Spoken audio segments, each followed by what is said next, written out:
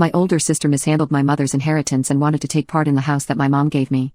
Now she's livid because I am selling the house to my boyfriend and she won't have a share. I have 6 siblings. Our mom recently passed in November from stage 4 cancer. I had a really great relationship with my mom. We would spend time together and my 4 children all loved her. I am the youngest of all my siblings. My older siblings didn't prioritize much time with my mom until the last few months when she couldn't do much for herself anymore. I currently live with my boyfriend and our 4 children in a 3-bedroom apartment. It's a nice apartment but of course is not ideal for our large family. Over the summer while my mom was still very coherent, she signed a transfer on death of her house to me for myself, my boyfriend, and our children to move into. She did the transfer so I wouldn't have to buy the house as we would not be able to afford a loan for her house, and her house only had less than a year left until it was completely paid off so we would be able to afford her payments that way.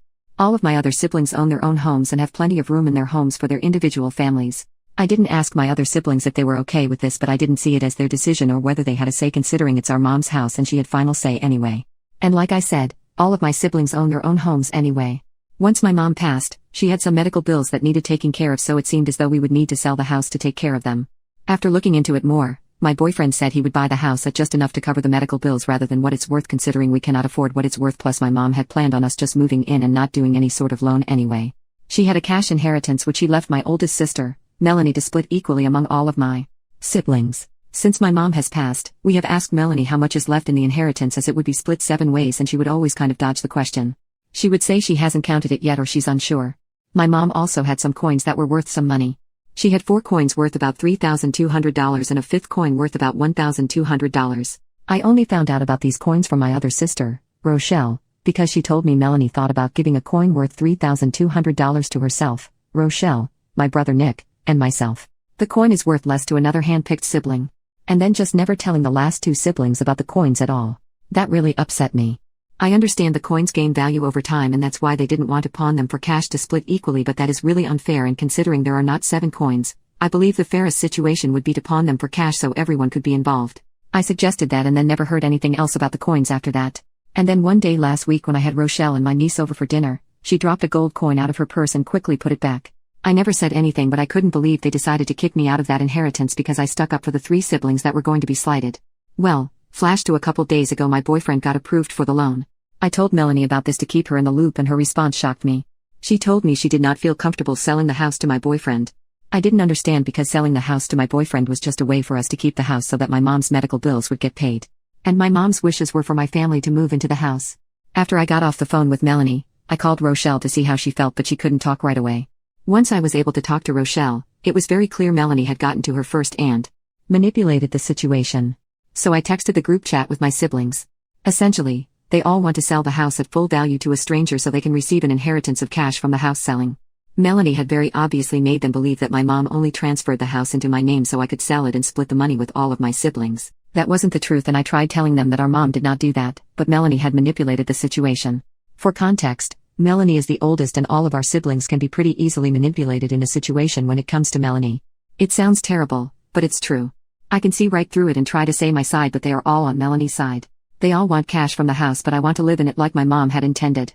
Like I said, my mom transferred the house into my name. So I am going through with selling the house to my boyfriend to pay my mom's medical bills so us and our 4 children can live there. My siblings feel like I have scammed them out of an inheritance. But I feel like I found a way to get the medical bills paid so that my family can live there, which is what my mom intended when she was here. Update: my oldest sister, Melanie, had made me believe that the debt needed to be paid from the house, not the cash estate. I contacted an estate attorney and ended up speaking with the attorney who was directly handling my mom's medical debts. He told me that there was no need to sell the house right now. That my family could move into it with no worry of paying the medical debt until the future if I ever decided to sell it. So that's what we are going to do. If we ever decide to sell it, we will split the sale of the house after her medical debts are paid and of course subtract any money we put into it going forward from their portion. I agree that keeping the house's deed in my name is a wise decision so that I will always have that security with my children if something ever happens between myself and my partner. As far as the coins go, I didn't mention them because I was upset I wasn't getting a portion. I understand getting the house is a big deal. I mentioned what was happening with the coins to explain why I don't feel I can trust Melanie. And why I feel like she is not being honest about the money and the estate. Which she wasn't. There is more money than just the coins that she is not being honest about. The deceptiveness is what hurts me. I feel like I am very open and honest with my family and would never try to deceive them. I would rather all conversations, especially with my family, hold integrity. Once I had felt settled and secure with talking to the lawyer, I texted my sibling group chat to let them know what was going on. that the house will stay in my name. Melanie has been manipulating the situation, and once she thought I was selling it to my boyfriend, I knew she would tell all my other siblings that the problem is not that I was keeping the house but that it would no longer be in my name. I can tell she is very angry that she can no longer spin the story for her narrative. But this is what my mom had intended in the first place. For myself and my children to have somewhere to live, and she always knew my boyfriend was in our package deal. Melanie still seems mad, but I don't see the problem anymore. Update 2. Since I have told Melanie that we plan on keeping the house, she has made it her mission to do everything in her power to bury me. Melanie is my big sister by 15 years, so I've always trusted what she said and done. Naively, I guess. Like I've said before, Melanie was my mom's power of attorney. So she made sure my mom's bills got paid toward the end, as that was her responsibility. Once I told Melanie we would be keeping the house, she would tell me she didn't have my mom's account information and withheld all the information I needed to pay her bills. I made all the phone calls and all utilities were easily transferred into my name.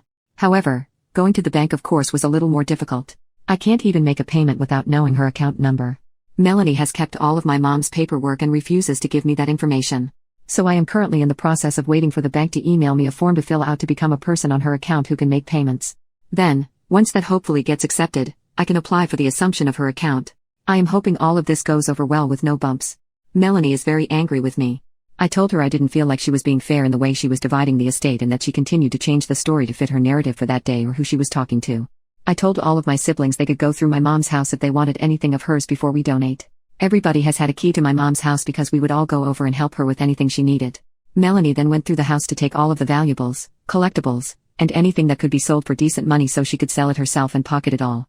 Mind you, I'm not talking about a couple of small trinkets. She took 4 large glass/real wood curio cabinets, 20 collectible cookie jars, and at least 100 collectible angels.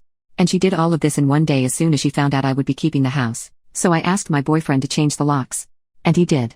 I'm so glad he did, because I found out that they had been talking about taking the fridge and the stove. Since then, my boyfriend believes that they have been coming over daily to check the trash. They are crazy. Once she found out the locks had been changed, she truly tried to isolate me from my siblings and my dad. They are really the only family I have left. Unfortunately, they are all very easily manipulated. Truthfully, I don't really want to try to reconcile my relationship with them if they are so easily manipulated into cutting me out of their lives. And yes, she manipulated my dad as well. I lost my mom only a month and a half ago, and now in the snap of a finger I've lost everyone else. It's been very hard to deal with, but I don't feel I'm in the wrong here.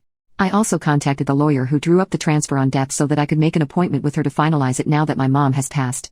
I also asked her if we could discuss my mom's estate. She then told me that no estate had been filed.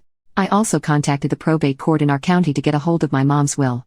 And they also told me no will had been documented with them. All of that was Melanie's responsibility. It isn't right. I will definitely come back with an update at the end of January/beginning of February, as I have an appointment with the lawyer to discuss this next week.